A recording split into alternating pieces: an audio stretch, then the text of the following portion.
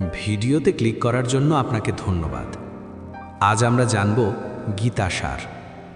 এই পৃথিবীতে এমন কেউ নেই যে কখনো দুঃখ পায়নি, ভয় পায়নি, নিজের জীবনের সামনে দাঁড়িয়ে প্রশ্ন করেনি, আমি কি করব? এই কষ্টের মানে কি? আমার পথ কোনটা?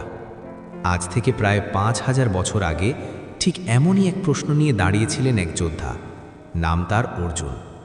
আর তার সামনে দাঁড়িয়েছিলেন শ্রীকৃষ্ণ। এই কথোপকথনই আজ আমরা জানি শ্রীমদ্ ভগবদ্ গীতা নামে। আজ আমরা গীতা পড়ব না, আজ আমরা গীতাকে অনুভব করব একটি গল্প হিসেবে। কুরুক্ষেত্রের মাঠ, চারদিকে শঙ্খনাদ, রথের শব্দ, অস্ত্রের ঝনঝনানি। একদিকে পাণ্ডব, অন্যদিকে কৌরব। অর্জুন তার রথ থামাতে বলেন। তিনি চারদিকে তাকান। সামনে দেখেন গুরু দ্রোণ, পিতামহ ভীষ্ম, নিজের আত্মীয়, বন্ধু, ভাই।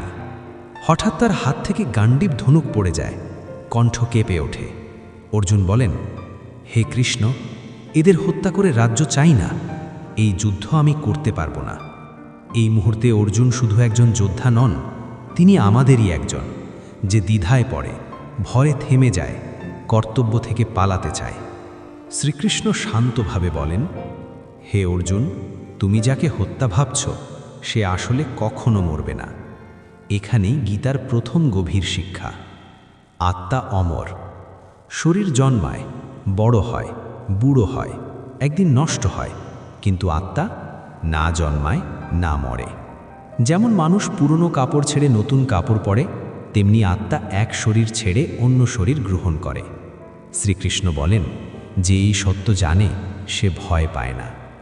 অর্জুন তখনও দ্বিধায়। তিনি বলেন, কিন্তু হে কৃষ্ণ, এই যুদ্ধ পাপ নয় কি? শ্রীকৃষ্ণ উত্তর দেন, কর্মই তোমার ধর্ম। তুমি ক্ষত্রিয়, অন্যায়ের বিরুদ্ধে যুদ্ধ করাই তোমার ধর্ম। এখানেই গীতার বিখ্যাত বাণী, কর্ম করো, ফলের আশা করো না।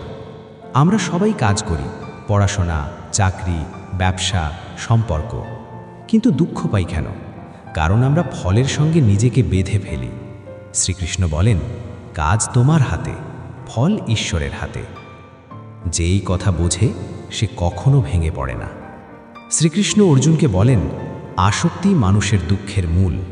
আসক্তি থেকে জন্মায় ইচ্ছা, ইচ্ছা থেকে লোভ, লোভ থেকে ক্রোধ, ক্রোধ থেকে অন্ধত্ব, আর অন্ধত্ব মানুষকে সর্বনাশের পথে নিয়ে যায়।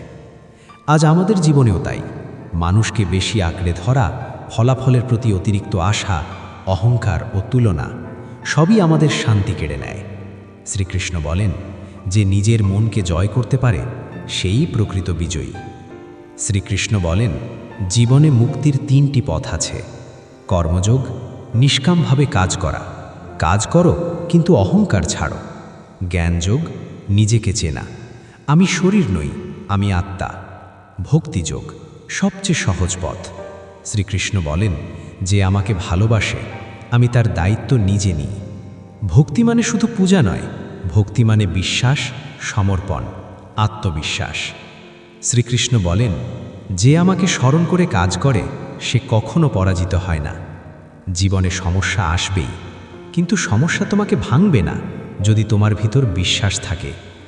গীতা শেখায়, কষ্ট মানেই শাস্তি নয়, দেরি মানেই অস্বীকার নয়, পতন মানেই শেষ নয়। শ্রীকৃষ্ণের কথা শুনে অর্জুনের চোখ খুলে যায়। তিনি বলেন, হে কৃষ্ণ, আমার মোহ কেটে গেছে, আমি যুদ্ধ করব, কিন্তু অহংকার নয়, কর্তব্য নিয়ে। এখন অর্জুন আর ভীত নন, তিনি স্থির, তিনি শান্ত। এই অর্জুনই আমাদের অনুপ্রেরণা। গীতা কোনো ধর্মগ্রন্থ নয়, গীতা হলো জীবনের ম্যানুয়াল। যখন তুমি ভেঙে পড়বে, গীতা বলবে উঠে দাঁড়াও। যখন তুমি অহংকারী হবে, গীতা বলবে নত হও। যখন তুমি হারাবে, গীতা বলবে শিখো। আর যখন তুমি প্রশ্ন করবে, আমি কে? গীতা উত্তর দেবে, তুমি আত্মা, অমর, শক্তিশালী ও ভয়হীন। যদি এই গল্প আপনাকে ছুঁয়ে যায়, লাইক করুন, কমেন্টে লিখুন হরে কৃষ্ণ, সাবস্ক্রাইব করুন আরও গীতা গল্পের জন্য।